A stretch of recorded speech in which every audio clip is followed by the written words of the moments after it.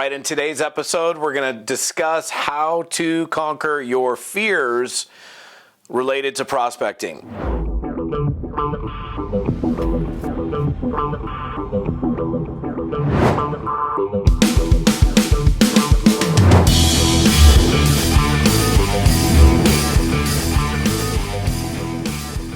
Hey, what's up, my friends? Todd Falcone here. Welcome to another training episode. And today, this is a really important chunk of subject matter to discuss, and it involves your mindset related to prospecting and reaching out to people in network marketing. Now, here I am on video, or if you're listening to me on my podcast, it's going to be audio, but I'm staring into a video camera, and I realize people have fears related to getting on camera, looking at the camera, and talking to the camera. But honestly, it's going to be pretty hard for you to do something like that if you can't even engage somebody in conversation about your network marketing opportunity. In other words, if you want to do it efficiently, if you want to do it effectively, you need to look at okay, what is going on here, okay? Now, I can tell you from real personal experience that when I began my network marketing journey many moons ago, too many moons to count, that I had butterflies in my stomach. I had that nervous, stomachy feeling, sometimes feeling sick to my stomach, palm sweating, dry mouth, heart pounding, worried about what somebody was going to think or how they were going to respond or why would they follow me. And that is not a very powerful position to be coming from if you're looking to be successful in network marketing. So, as much as people sometimes it's funny, it's mindset, it's like airy fairy. Let me tell you something, the way you look at what you do matters. Okay. So if your mindset is I'm worthless, or I don't know what to say, or what if I get rejected, or what if they're not my friend anymore, or what if I fail, what if I succeed? If you're full of all of these what ifs on the negative side, that's not going to make your business productive. It's not going to make your business successful. So you definitely do need to address this head on. And honestly, I don't think that there's a better time of the year than early on. I mean, honestly, if you're struggling with it at any time, it's important to address it head on, and it's important to address it immediately, like right now. So what I want to do for you in this episode is just to have kind of a straightforward conversation with you about what you need to do to adopt that success mindset, that ability to be able to go out and talk to people, engage people in conversation anywhere at any time without hesitation. It's a beautiful place to be. And number one, it starts with really kind of acknowledging your fear and coming to grips on what is it exactly that you're afraid of. Are you afraid of rejection? Are you afraid of not knowing what to say? Are you afraid of failure? The answer, I just don't know. That if you have teenagers and I'm like, why'd you do that? And they're like, I don't know, cuz. The I don't know cuz is a teenage or pre-teenage response. We need to take responsibility and get real. If you ask me, Todd, why are you struggling with your prospecting? I was like, oh man, I don't know what to say. I haven't had any success. Why would anybody follow me? So I was able to get very clear on that. So you creating this success mindset where you become quite literally unstoppable in your business building efforts involves you first clarifying exactly what that fear is, and even taking the time to write it down. So you need to understand what that fear or what those fears might be.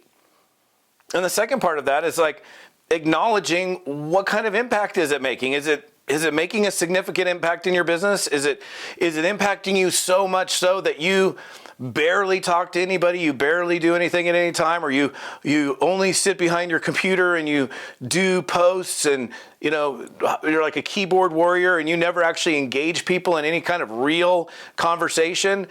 What kind of impact is it having on your business? Because if it's having a significant, honestly, or even a moderate impact, negative impact in your business, then you need to acknowledge exactly what it's doing for you. Because then it's kind of like that phrase, the first step towards creating change is awareness. So if you have no awareness, then it's kind of hard to change in something. But once you figure out what it is, you get really clear on what it is and how it's negatively impacting you, then you can get real with yourself and address the issue head on. And we need to start by reshaping our mindset and by having a growth mindset. Like you can't expect for your shift to happen if you're just stuck doing the same thing in that repetitive, just probably not very good cycle, right? We've all heard, if we've been in network marketing, what the definition of insanity, and I'm sure it's probably used outside of network marketing, but the definition of insanity is, repeating the same things over and over again, but expecting a different result. So what I found, and this is something that honestly I'll probably never shut up about, the correlation between skill set and confidence. So if you're low skills, you're going to have low confidence. High skills, high confidence. So if that's the case, and I think you can even stop what you're listening to. Okay, think of something that I'm really good at. That I'm highly skilled at? Do I avoid it? Do I procrastinate on it? Do I put it off? You probably don't. You just step in and get it done because you know what to do and how to do it. So you're part of you adopting this mindset is to get into an actual real growth mode. Yeah, you can go through the motions and you can do calls and you can do reach outs and all of that. And yes, you can make improvements if you're paying attention. If you're like, okay, what did I do right? What did I do wrong? How can I improve there? But you can't if you're just going through the motions and not using those experiences to help you create greater success in the future. And look, I've talked about this the last couple of weeks. If you caught the end of the year episode, the first week episode, like depending on where you are, let's get real with our goals, setting realistic expectations. When I began this journey, so many years ago, I thought I'd be making 10 grand a month in 90 days. Nobody ever told me that. But that's the expectation that I put in my own mind, and I way under-delivered on that expectation. I didn't even come close to hitting it. But but that's my fault. Nobody did that to me. I created that expectation. So as independent, self-employed entrepreneurs, we've got to figure out, I'm not saying don't stretch and don't set bigger goals, but based on where you analyze where you are right now. And just be realistic about what your expectations in terms of results are, because the truth is, if you're struggling with mindset and self-doubt and wondering if you can do this, expecting to be making 10 grand a month in 6 months from now is probably unrealistic. Not that it can't happen, but you're really setting yourself up for a gigantic letdown. So yeah, these are all things that are going to help you to adopt that success consciousness, that success mindset. And I don't, my opinion, and it's I have a reframe of rejection. People use it. Nobody likes to be rejected. Okay, nobody likes to be cast out. Human beings want to be wanted, needed, valued, and appreciated. We want to be part of the. We want to be part of the group. We don't want to be on the outside, right? And we don't want to be pushed away. But I'll go with it. I'll go with the fact that, so I don't really personally believe that there is rejection in network marketing. People have objections and they say no for their own reasons. But let's say you believe in the concept of rejection. Well, okay, that's cool. You could reframe it like I've done, but let's say we don't do the reframe and take the rejection and turn it into a simple objection. Okay, I'm being rejected. Okay, so if you feel that way and that's cool, then just use that rejection as a learning tool, okay? What can you take from that experience when someone said no to you, or how, even more importantly, how you responded to that experience and what you did after to do things differently in the future?